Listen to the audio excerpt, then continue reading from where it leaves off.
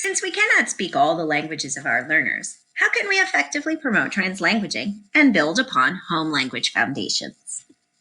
We can learn about the languages of our students and how those languages relate to English.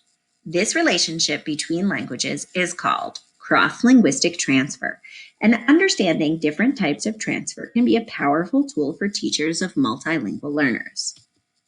The first kind of transfer is called positive transfer.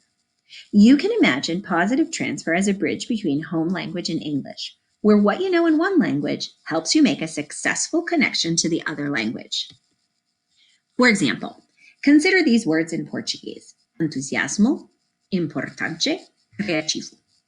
These words look a lot like their English counterparts: enthusiasm, important, and creative, because these words are cognates. Cognates are words that have similar historical origin, and learners can often note patterns of cognates to decode and make guesses about new words. Here's another example of positive transfer for a speaker of Spanish.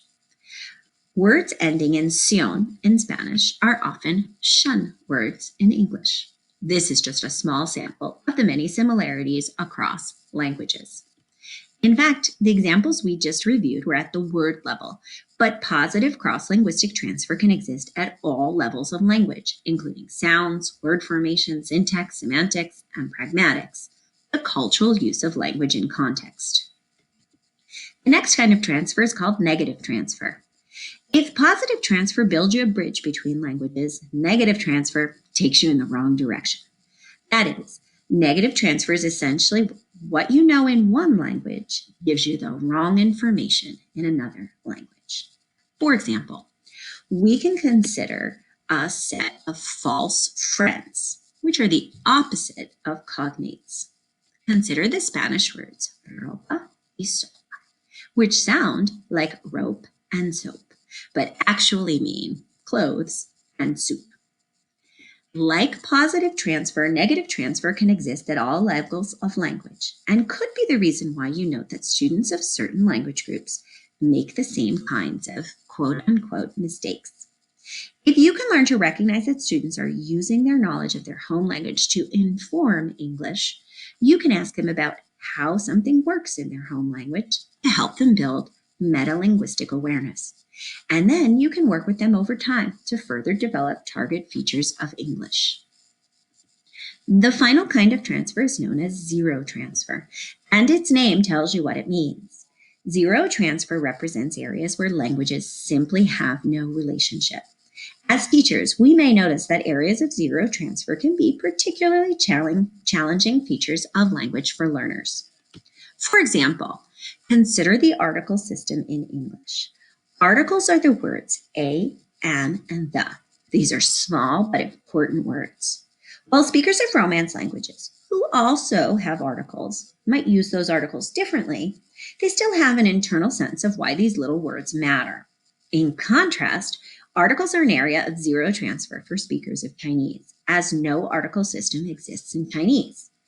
Because this is an area of zero transfer between English and Chinese, speakers of Chinese may need more explicit instruction and support to develop this feature of the language.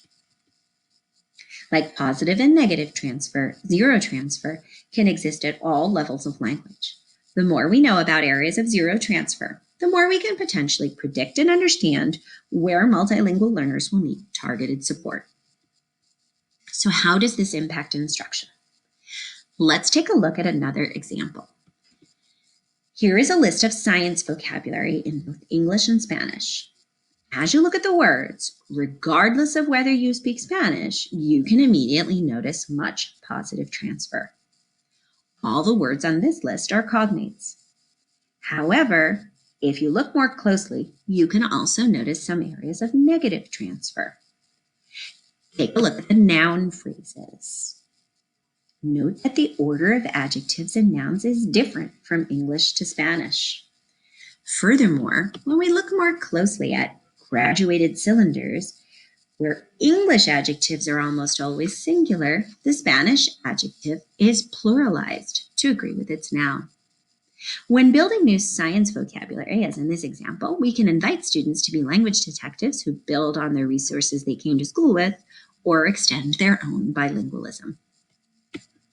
This kind of translanguaging can take many forms: letting students preview materials in their home language, connecting new English vocabulary to home language words, multilingual word walls, classroom labels and signs in school that reflect the languages of school communities, thinking, brainstorming, and discussing in the language of their choice with purposeful goals in English for final projects.